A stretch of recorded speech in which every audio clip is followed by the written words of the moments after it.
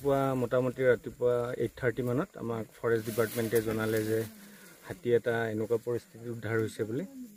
তো তাৰপিছত আমাৰ SDO ছাৰ আমাক ক'লে যে ইয়াত আহি মেলি পষ্টমৰ্টেমটো কৰিব লাগিব।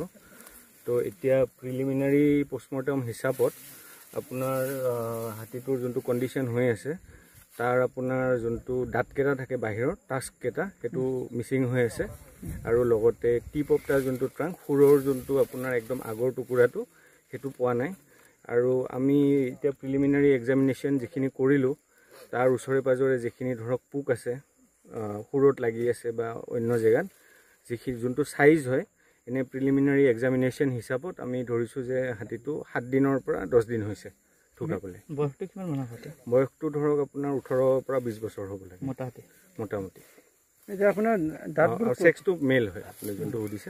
দাঁতবোৰ কোনোবা কাটি নিয়া হৈছে নেকি? হয়, দাঁতটো ইয়াত নাই, কোনোবা কাটি নিয়া বুলি গম পোৱা যায় আৰু দুটাই নাই।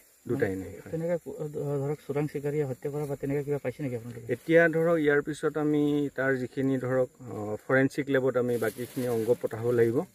তাতে গৈ মেলি যদি এতিয়া ধৰক পয়জনিং বা টক্সিচিটিৰ কিবা যদি চাইন পাওঁ তাৰপিছতহে আমি ফাইনেলি ক'ব পাৰিম যে কিবা পচিং ৰিলেটেড কিবা আছে নেকি।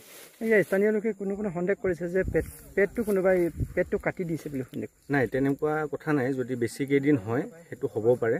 আৰু ইয়াত যিহেতু জংঘলৰ মাজত আছে, ইয়াত জংঘলী কিবা জন্তু আহি মেলিও ধৰক কিবা কৰিলে সেইটো হৈ যাব পাৰে। পৰৱৰ্তী পৰ্যায়ত কি কৰা হয়? এতিয়া ইয়াৰ পিছততো আমি কমপ্লিট পষ্টমৰ্টেমটো কমপ্লিট হোৱাৰ পিছত ইয়াত লাষ্টত আৰু আমি গাঁত খান্দি বাকীখিনি যিখিনি ফৰেষ্টৰ লগত লগ হৈ মেলি ভালকৈ ইয়াত পুতি পেলাব লাগিব। বগৰীগুৰি চাপৰিত এটা অনুসন্ধান কৰিলোঁ যে এটা হাতী মৃত্যু হৈছে বুলি আমি এটা খবৰ পালোঁ।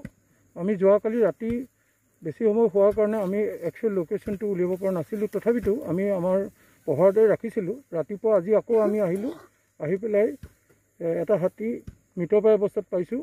হাতীটো আনুমানিক বয়স 16-17 বছৰমান আমি ধাৰণা কৰিছোঁ, মকনা হাতী। গতিকে এতিয়া ৰাইজৰ লগত আমি ইয়াত উপস্থিত হৈছোঁ। বিশেষকৈ আমাৰ ভেটেনেৰী ডক্টৰ চাৰ্জন আহিছে, তেখেতসকলে ইতিমধ্যে পষ্টমৰ্টেমৰ কাম কৰি আছে, পৰীক্ষা নিৰীক্ষা কৰি আছে। আৰু গতিকে এইখিনিতে আমিও নিজেও চিন্তিত হৈছোঁ যে কেনেকৈ হাতীটো ইয়াত মৰি থাকিলি আহি, কিন্তু কোনো লোকৰ পৰা যে এটেক হৈছে বা কিবা হৈছে আমি এতিয়ালৈকে গম পোৱা নাই। কিন্তু তথাপিতো আমি হাতীটো এতিয়া পষ্টমৰ্টেম ৰিপৰ্টৰ পৰা আমি গোটেইখিনি গম পাম।